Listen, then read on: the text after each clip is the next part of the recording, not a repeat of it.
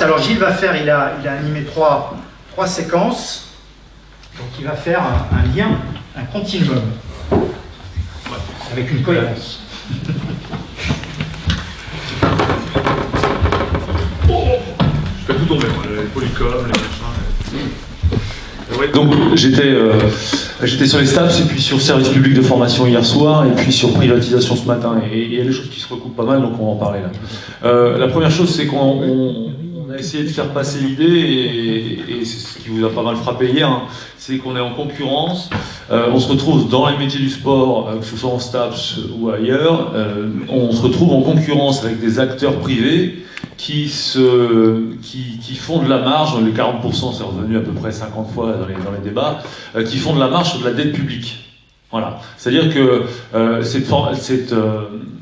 cette réforme de l'apprentissage a considérablement changé le champ de la formation au métier du sport, et on se retrouve dans un climat très particulier où la question elle est bien là, c'est-à-dire qu'on est en face avec des gens qui sont là pour faire de l'argent avec un modèle qui est fondé sur de la dette, quoi. Ça, c'était le premier point.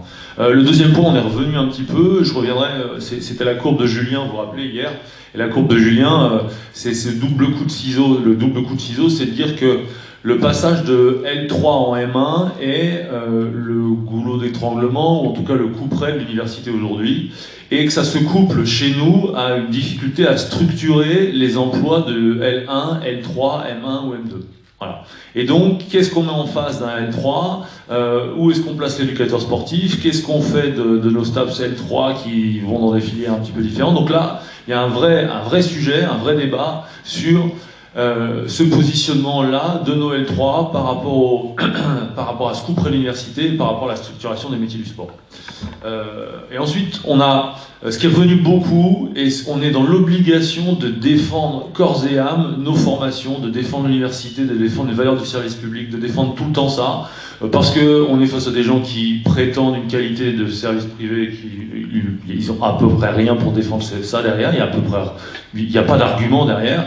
Nous, il y a vraiment une réalité qu'on fait un peu des miracles tous les jours. C'est Rennes 2, c'est ce qui se dit en CFVE à Rennes 2. Rennes 2, c'est des petits miracles tous les jours qui permettent que ça tienne debout. Mais c'est ça, ce qu'on fait tous les jours, c'est qu'avec des tout petits budgets, on arrive à faire des formations et on arrive à mettre des choses en place qui tiennent la route.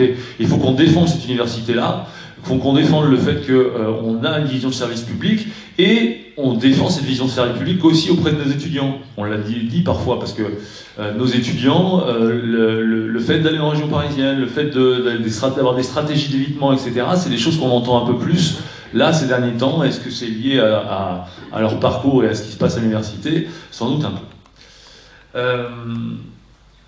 Oui, et le dernier point, ce qu'on a vu, c'est que justement ces stratégies étudiantes, elles sont aussi beaucoup liées à une grande crise économique et une grande précarité des étudiants, ou en tout cas à une grande incertitude sur ce qui va se passer. Ils ne savent pas où est-ce qu'ils vont sortir dans les métiers du sport, ils ne savent pas comment ils vont finir le monde, hein, tout simplement, parfois aussi, et donc ça amène des stratégies où il faut que ce soit payant tout de suite, quoi. C'est-à-dire que, et là c'est revenu un peu partout, c'est revenu sur la réunion STAPS, c'est revenu sur le service public de formation, et on a l'impression parfois d'avoir des élèves stratèges, mais on se rend bien compte que ces étudiants stratèges, ils sont en rapport avec un contexte économique qui leur met une pression importante.